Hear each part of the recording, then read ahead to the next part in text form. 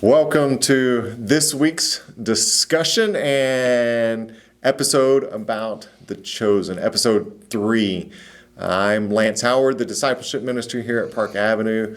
However you are tuning in, we are honored that you're going to give us a few minutes of your time. Thank you. This is my daughter, Presley, and this is my daughter, Kennedy. And there are two daughters behind the camera that you cannot see, Chancelyn and Sawyer Sue as well. And so today we're going to discuss episode 3, one of my favorite episodes about Jesus. What I specifically like about this episode is that we really begin to see the humanity of Jesus. And humanity is really this fancy word for we really begin to see how Jesus is just like me and you. He's like this real person. He's not like this floaty type of guy up in the clouds. He's really real. And we see this with Jesus and his interaction with the children in this episode. So we know who we're talking about. Remind us of the primary girl figure in this episode. Abigail. So we have Abigail as one of the main characters, and who is the main boy character? Joshua. And so we have several kids that appear over this episode, but Abigail and Joshua are the primary two. For me, there are several things that I like about this episode, but instead of me talking, I am going to get the expert opinions here from a perspective of my daughter. So let's start with Kennedy. Just tell me and tell everybody else watching what your favorite part of maybe this whole episode is. My favorite part is probably just when Jesus is talking to them and teaching them and just playing and having fun with them. Yes, the part where he is recalling the Shema, O Lord, Israel, reciting, a prayer thing. Reciting the Old Testament teachings about walking the ways of God, and I'm gonna cry.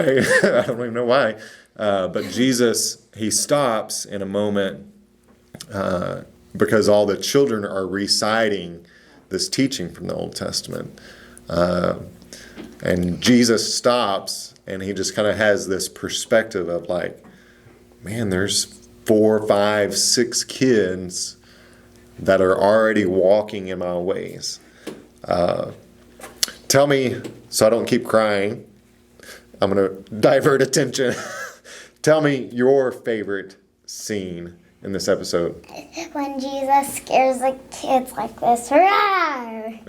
Why? Let's go there, because I think that's at the beginning. So at the beginning we have Abigail. Somehow or another, Abigail's walking up upon the scene of where Jesus is sleeping in his tent and the fire, and he's making all these crafts. And so tell us more about why Jesus scared, I think it was Abigail and Joshua at this point. Why did he scare them? Go for it, Kennedy. I think it was actually all of the whole group of children. It was the whole group. Okay. And they were by the fire. They were by the fire. Okay. Maybe I'm thinking about at the beginning of how... when he made funny noises Yeah, he was making tooting noises. And he said, that doesn't sound like a sheep. He was making noises at the beginning and trying to get Abigail and Joshua. They were kind of hiding behind a wall, and he was trying to kind of get them to come out. And they were giggling. And he's like, I know you're there. And then all of a sudden they started giggling super, super loud. What is Jesus making? So this is kind of in the outdoor area. What is Jesus crafting? He is making things for kind of the for people that he's gonna visit, or things he's gonna trade, and for the wealthy. Yep. So we do know by biblical accounts that Jesus was a carpenter. We don't know what he built, but The Chosen portrays it as that possibly he made these little wooden toys. For Abigail, since her parents wouldn't let her have toys. I Yep. think that's... Yep, so Abigail and her family didn't have a lot of money, as Abigail said, and at one of the later parts of the scene, Jesus leaves a toy for Abigail. It's really interesting. Jesus says that he's making these toys and these home decorations to take into the market, and he specifically says the wealthy people like the toys and the home decorations, which is convicting, because many times the simple things of life are not the home decoration or the toys that we think we need, both as kids and adults, but it's really just the presence and the union of being with Jesus. All right.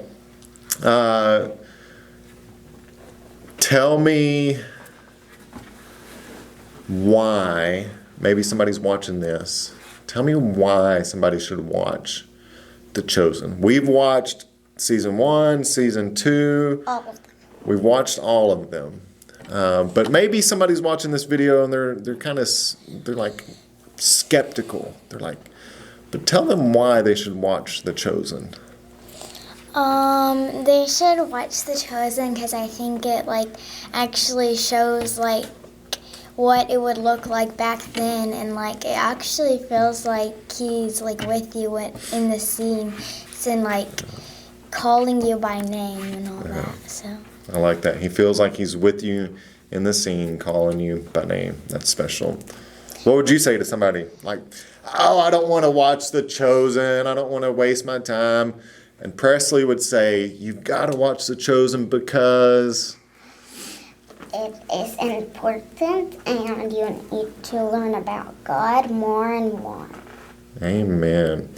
I was thinking about this episode in season 1, episode 3, about the kids.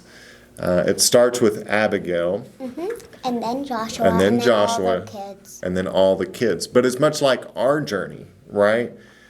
So it starts with Kennedy loving and being in union with Jesus.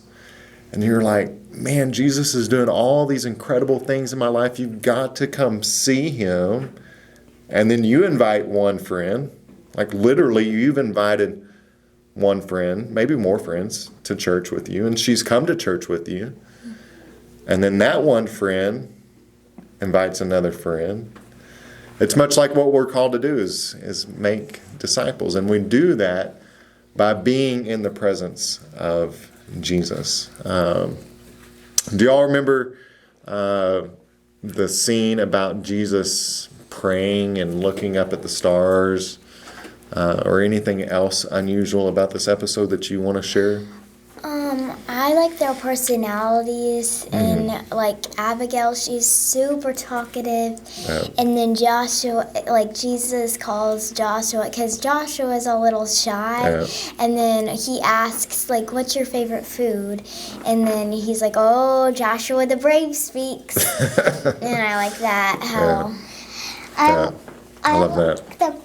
My negative part that I probably like is when another kid that I don't know its name, but another kid asked Jesus a question, and he asked is your father rich? And then Jesus laughs.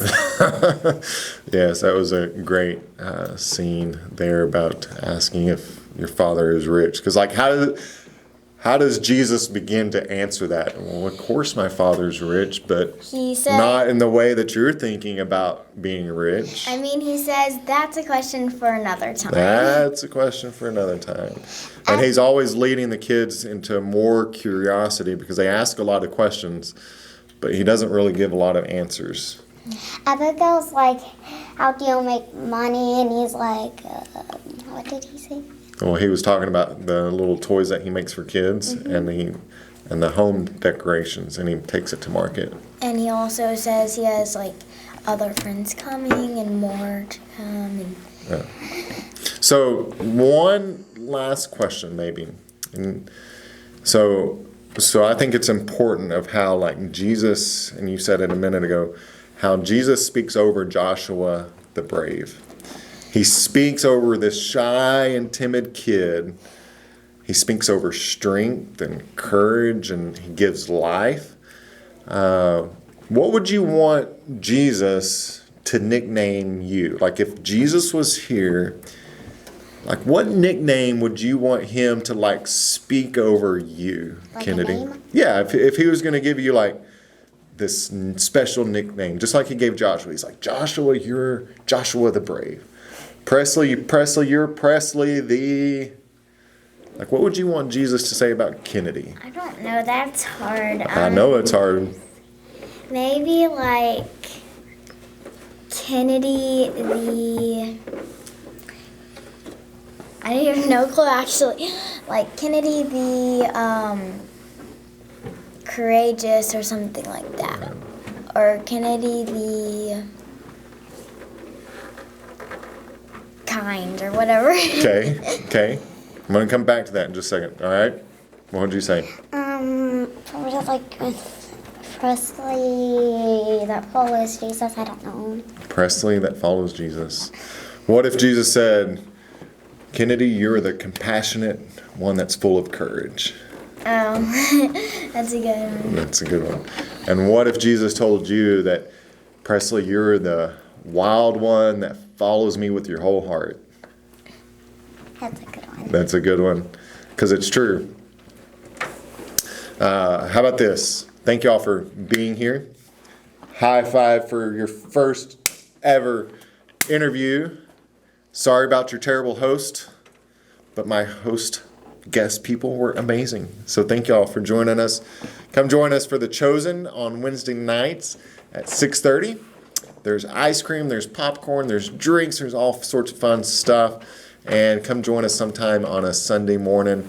And please let us know how we can help you fall in love and follow Jesus.